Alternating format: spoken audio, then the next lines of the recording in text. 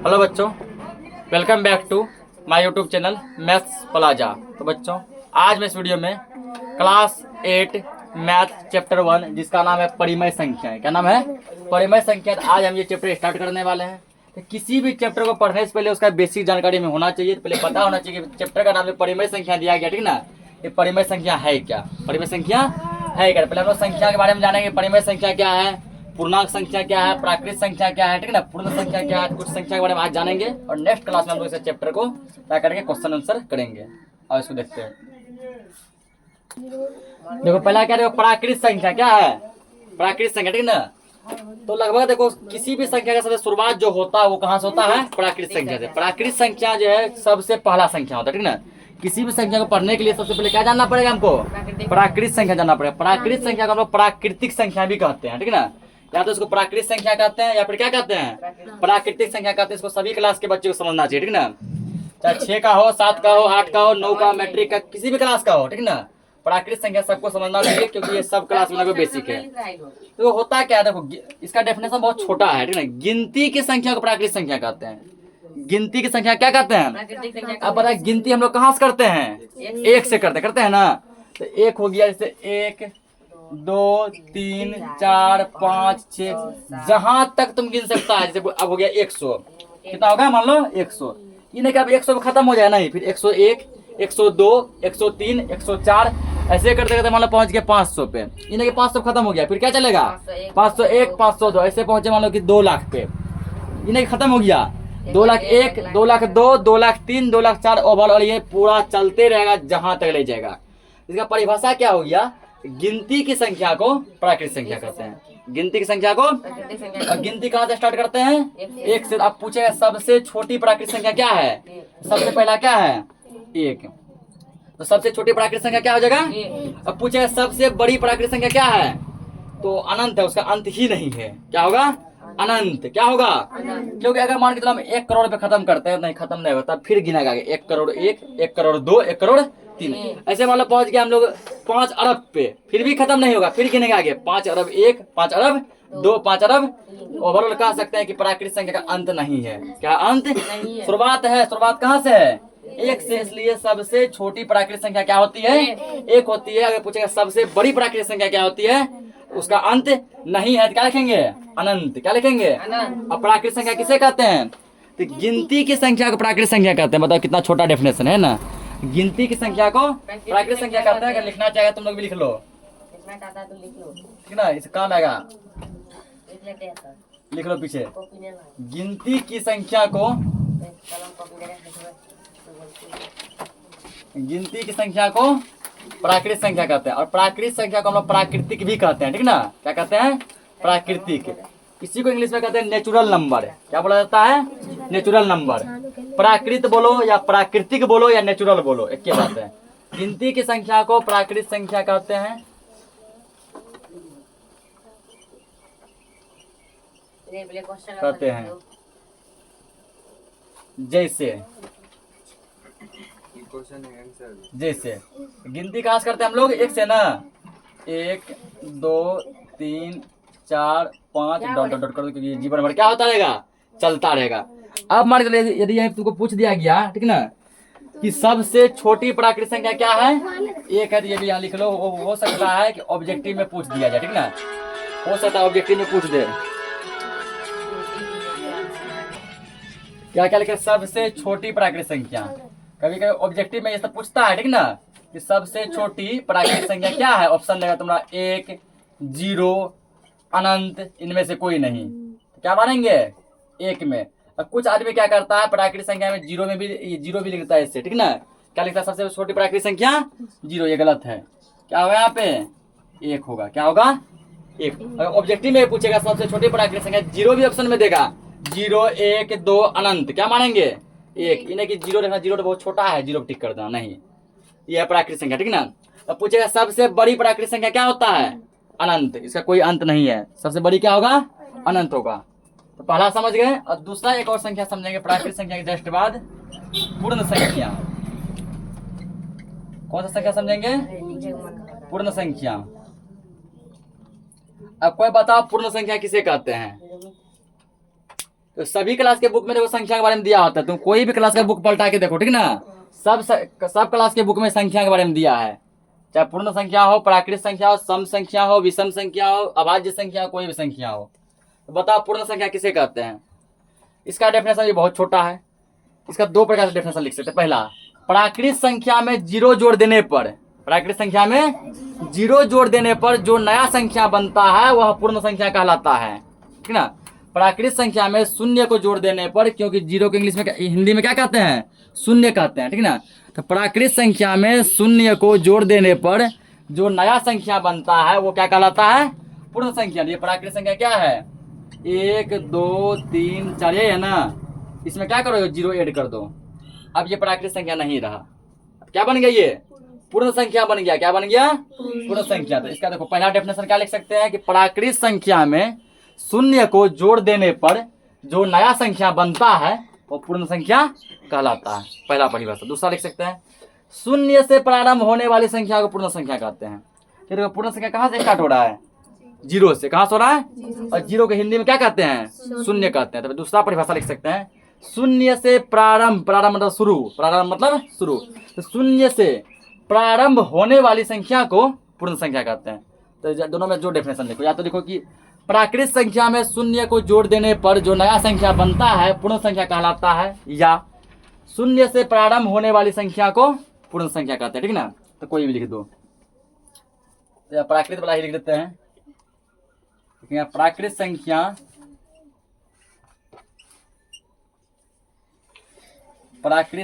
में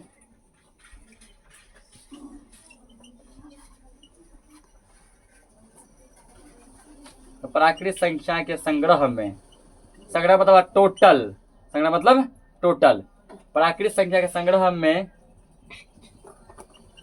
शून्य को शामिल कर देने पर, शून्य को शामिल कर देने पर जो नया संख्या बनता है, प्राकृत संख्या के संग्रह में शून्य को शामिल कर देने पर जो प्राकृत संख्या के संग्रह में शून्य को शामिल कर देने पर जो संख्या प्राप्त होता है,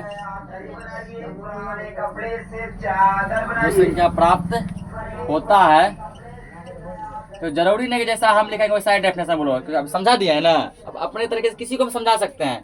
शुरू से जीरो से स्टार्ट हुआ, पूर्ण संख्या। प्राकृत संख्या में जीरो को शामिल कर दिए, पूर्ण संख्या।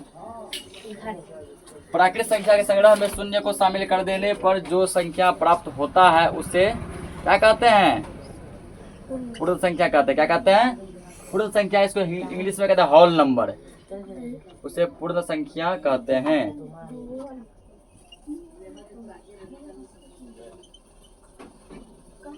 पूर्ण संख्या कहते हैं, इंग्लिश में क्या बोलेंगे इसको? Whole number. जैसे तो जानिए रहा, खाली इसके बगल में क्या करेंगे? जीरो जोड़ देंगे। जैसे 0 1 2 3 4 डॉट डॉट डॉट, जीवन भरता चलता रहेगा। अब इसमें भी पूछेगा कि सबसे छोटी पूर्ण संख्या क्या है? सबसे पहले क्या है? जीरो। तो सबसे छोटी पूर्ण संख्या क्या हो जाएगा? जीरो। और सबसे बड़ी पूर्ण संख्या अनंत। सबसे बड़ी क्या होगा? ये भी जीरो के बाद आगे गिनती पूरा जीवन भर क्या होता है? चलता रहता है। सबसे बड़ा का क्या है? अंत नहीं है, ठीक ना। सबसे छोटा यहाँ लिख लो, सबसे छोटी पूर्ण संख्या, सबसे छोटी पूर्ण संख्या बराबर क्या हो जाएगा? जीरो हो जाएगा। इसको नोट करो, अगला संख्या देखते हैं। 40 को क्वेश्चन में पता है क्या है? पूर्णांक। क्या पूछा गया है? पूर्णांक, ठीक ना। इसको भी, इसके लिए भी क्या करेंगे हम लोग? इसको परिभाषित करने के लिए, डेफिनेशन देने के लिए हम पकड़ेंगे किसको? प्राकृत संख्या को। किसको पकड़ेंगे? प्राकृत संख्या को। प्राकृत संख्या या फिर प्राकृतिक संख्या। तो प्राकृत संख्या क्या था? गिनती की संख्या क्या कहते हैं? प्राकृतिक संख्या या फिर प्राकृत संख्या, ठीक है ना। तो गिनती कहाँ से स्टार्ट है? 1 2 3 4 डॉट डॉट डॉट चलता है, ठीक है ना। प्राकृत संख्या में जब हम लोग जीरो को जोड़ देते हैं तो क्या बन जाता है? पूर्ण संख्या बनता है। क्या बनता है? पूर्ण संख्या बनता है। प्राकृत संख्या में जब जीरो को जोड़ते हैं क्या बनता है? पूर्ण संख्या, जो कि अभी जस्ट जाने हैं, ठीक। और प्राकृत संख्या में जीरो और कुछ नेगेटिव पार्ट ले लो, जैसे -1 -2, ठीक ना, -1 -2 -3 ऐसे ले लेगा तो ये कहलाएगा पूर्णांक संख्या। क्या कहलाएगा? चलिए प्राकृत संख्या में शून्य और ऋणात्मक, इसको क्या कहते हैं? ऋणात्मक। देखो एक होता है ऋणात्मक, इसको इंग्लिश में कहते हैं निगेटिव। क्या कहते हैं? जैसे -1, -2, -3, जितना माइनस लगाएगा इसको कहेंगे ऋणात्मक। क्या बोलते हैं? ऋणात्मक। एक होता है धनात्मक, धनात्मक को इंग्लिश में कहते हैं पॉजिटिव। क्या बोलते हैं? जो प्लस में लगाएगा 1 2 3। एक होता है शून्य, शून्य मतलब 0। ये तीनों को मिलाकर जो संख्या बनता है वो क्या कहलाता है? पूर्णांक कहते हैं। पूर्णांक संख्या में ऋणात्मक भी रहेगा, धनात्मक भी रहेगा और 0 भी रहेगा, लेकिन निगेटिव भी रहेगा, पॉजिटिव भी रहेगा और क्या रहेगा? 0 भी रहेगा, तीनों रहेगा। ठीक ना? निगेटिव, पॉजिटिव और 0 को मिलाकर जो संख्या प्राप्त होता है वह संख्या क्या कहलाता है? पूर्णांक कहलाता है। अब परिभाषा कैसे लिखेंगे? परिभाषा लिखना है कि प्राकृत संख्या में शून्य और ऋणात्मक संख्या को जोड़ देने पर, ठीक है, प्राकृत संख्या में शून्य और ऋणात्मक संख्या को जोड़ देने पर जो नया संख्या प्राप्त होता है वह क्या कहलाता है? पूर्णांक कहलाता है। ठीक ना? खाली 0 जोड़े थे क्या बना था? पूर्ण बना था। 0 के साथ साथ नेगेटिव भी जोड़ दिया, क्या बन गया? पूर्णांक बन गया। ठीक ना? डेफिनेशन इस प्रकार से पढ़ो कि रटना नहीं पड़े, ठीक है, यही याद हो जाए। क्या लिखेंगे? प्राकृत संख्या में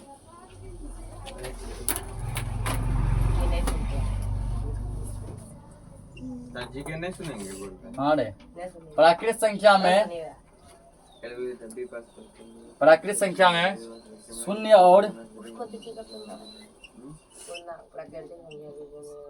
और ऋणात्मक संख्याओं को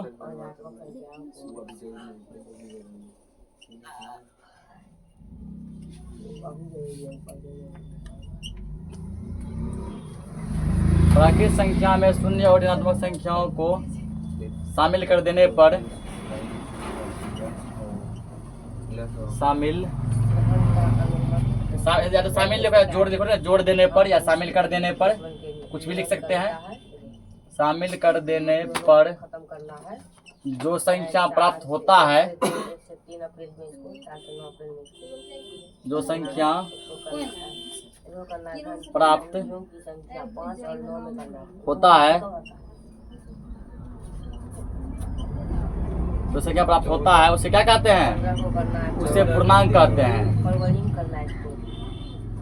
उसे पूर्णांक कहते हैं।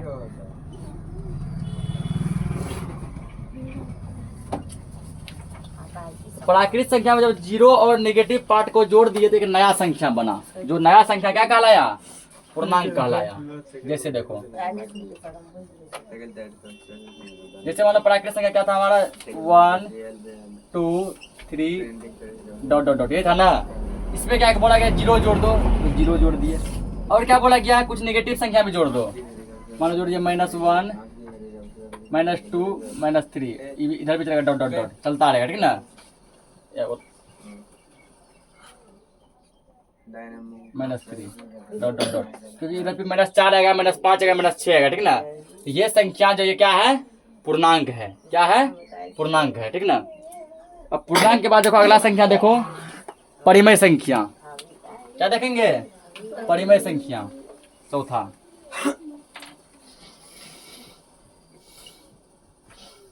परिमेय संख्या, पूर्णांक सब नोट कर लिया है ना? अब कोई बताओ ऐसा जिसको परिमेय संख्या का डेफिनेशन पता हो। परिमेय संख्या किसे कहते हैं? कोई ना ऐसा बताने वाला? परिमेय संख्या किसे कहते हैं? देखो, ऐसी संख्या जिसको p/q के रूप में लिखा जाए। ठीक ना? ऐसी संख्या जिसको p/q के रूप में लिखा जाए और q का मान 0 नहीं होना चाहिए। ठीक ना? p/q के रूप में लिखेंगे और q का मान 0 नहीं होना चाहिए। इस प्रकार के संख्या क्या कहेंगे? परिमेय संख्या। जैसे एग्जाम्पल देखो, क्या बोला गया? p/q के रूप में लिखा जाना चाहिए।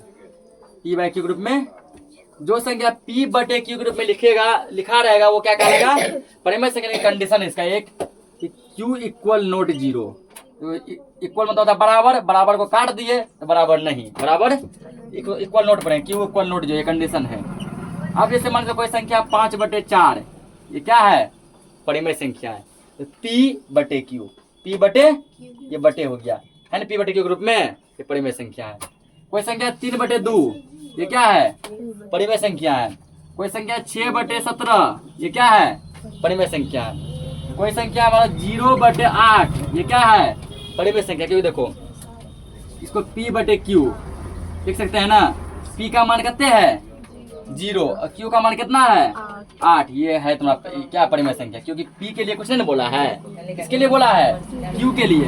कोई संख्या 0 बटे 20 यह है परिमेय संख्या, हाँ है, क्योंकि P का मान 0 है ना, कोई फर्क नहीं पड़ेगा। अगर मान लीजिए कोई संख्या है 7 बटे 0, क्या ये परिमेय संख्या है? नहीं है। क्यों नहीं है? ये क्या बोला गया? देखो भैया Q का मान 0 मत रखना, कुछ भी रखना, Q का मान 0 मत रखना। देखो 7 बटे 0 ये क्या है? P बटे Q है। तो P का मान कितने है 7 है, P का मान कितने है और Q का मान कितने है 0 है। Q का मान कितना आ गया? ये क्या बोला है Q बराबर 0 नहीं रखना। Q का मान अगर 0 हो गया तो क्या होगा? वो परिमेय संख्या होगा? नहीं होगा, ठीक है ना। अब पूछेगा कि क्या शून्य एक परिमेय संख्या है? 0 एक परिमेय संख्या है कि नहीं है? 0 एक परिमेय संख्या है। क्या है? 0 के नीचे नहीं कुछ बटे में एक ऐसे लिख सकते। बटे देखिए जब हम लोग भिन्न का जोड़ बनाते हैं तो जिसके नीचे कुछ नहीं रहता बटे में एक देके सॉल्व करते हैं ना। जैसे मान लीजिए ऐसा रहता है 4/3 प्लस 2 क्या होगा? बटे 1 देते हैं ऐसे, फिर इसका एलसीएम लेते हैं ना। तो यहाँ तो 0 के बटे पे 1 दे सकते हैं ना। आप देखो P का मान आ गया 0, Q का मान 1 आ गया, तो ये होगा ना। तो इसका डेफिनेशन होगा ऐसी संख्या जिसको P बाय Q के रूप में लिखा जाए और Q का मान 0 नहीं होना चाहिए, तो उस संख्या क्या बोलेंगे? परिमेय संख्या बोलेंगे, ठीक है ना। तो परिभाषा इसका लिखेंगे P बाय Q के रूप में हो, ठीक है ना, और जो है Q का मान 0 नहीं हो, इस प्रकार के संख्या क्या कहेंगे? परिमेय संख्या कहेंगे। तो लिखो परिभाषा, ऐसी संख्या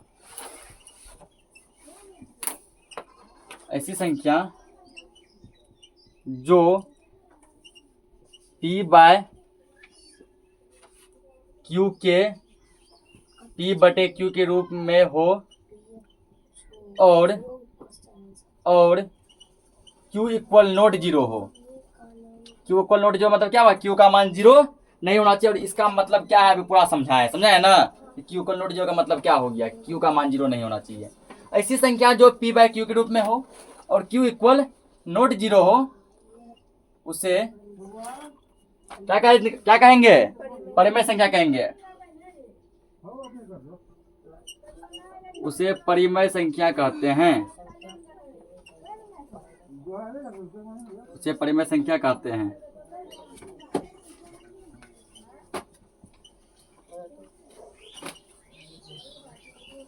जैसे देखो 2/3, 5/7 कुछ लिख दो बटे में, ठीक ना। 0 तो 0 भी क्या है? एक परिमेय संख्या है ना, अभी जस्ट बताया ना। 9/5 ये सभी क्या हो गया तुम्हारा? परिमेय संख्या हो गया। इसको नोट करो। अगला तो क्या दिया? अभाज्य संख्या। क्या दिया है? अभाज्य संख्या। इसको इंग्लिश में कहते हैं प्राइम नंबर। कोई बताओ अभाज्य संख्या किसे कहते हैं? बहुत इजी है ये। अभाज्य संख्या किसे कहते हैं, ठीक ना। प्राइम नंबर किसे कहते हैं? What is prime number? तो देखो अभाज्य संख्या के बारे में समझते हैं। ये वो संख्या होता है, ठीक ना, जो एक और अपने आप से कटता है। जैसे देखो मान के चलो यदि 10 ले लेते हैं, क्या लेते हैं? 10 किस से कटेगा? कौन पहाड़ा में आएगा? 10 एक में आएगा, दुकान में आता है, 5 का 5 में आता है, 10 का 10 में भी 10 आता है। ये 10 अभाज्य संख्या नहीं है। 10 का अभाज्य संख्या नहीं है, ठीक ना। उसका ये होगा संयुक्त संख्या। क्या हो जाएगा? संयुक्त संख्या। जो अनेकों में आ जाएगा संयुक्त संख्या। अगर ले लिया हम मान के चलो जैसे 25, कौन पहाड़ा में आएगा? एक में सब आता है, दुनिया के सब टेबल।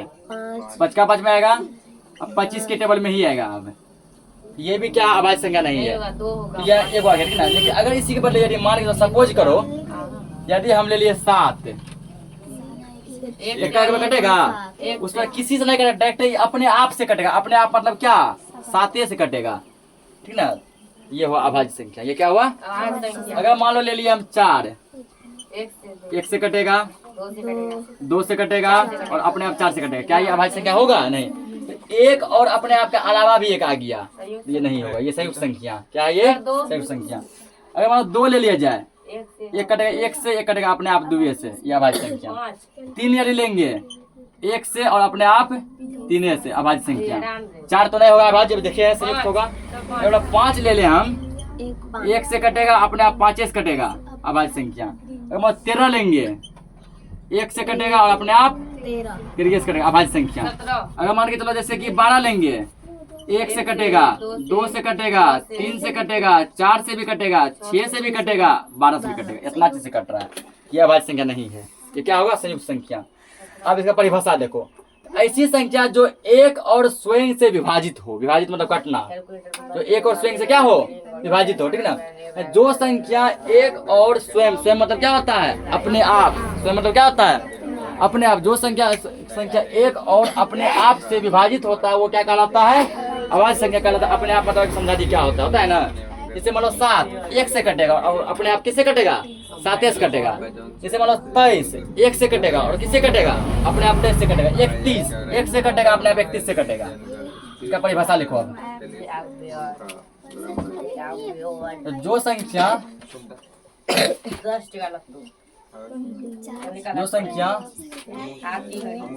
एक और, हल्ला मत कीजिए, जो संख्या एक और स्वयं से विभाजित होता है, विभाजित होता है, उसे अभाज्य संख्या कहते हैं। जो संख्या एक और स्वयं से विभाजित होता है उसे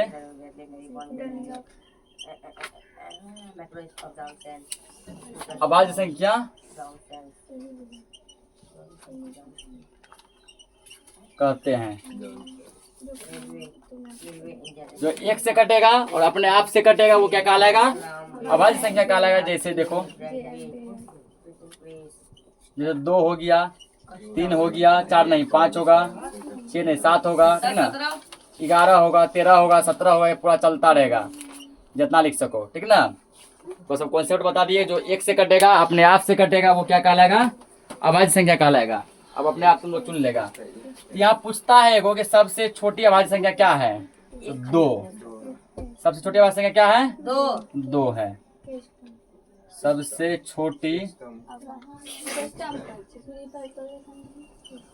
छोटी अभाज्य संख्या बराबर क्या लिखेंगे? 2। हो सकता है ऑब्जेक्टिव में पूछेगा सबसे छोटी अभाज्य संख्या क्या है? 0 देगा, 1 देगा, 2 देगा, 3 देगा। तो सबसे छोटी अभाज्य संख्या क्या हो गया? 2। पूछेगा सबसे छोटी पूर्ण संख्या क्या है? 0। सबसे छोटी पूर्ण संख्या क्या है? 0। सबसे छोटी प्राकृतिक संख्या क्या है?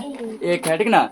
तो आज अब 5 प्रकार की संख्या का अध्ययन किए हैं। नेक्स्ट जो है लेक्चर में हम लोग क्या करेंगे? प्रश्नावली 1.1 बनाएंगे। तब तक के लिए जय हिंद।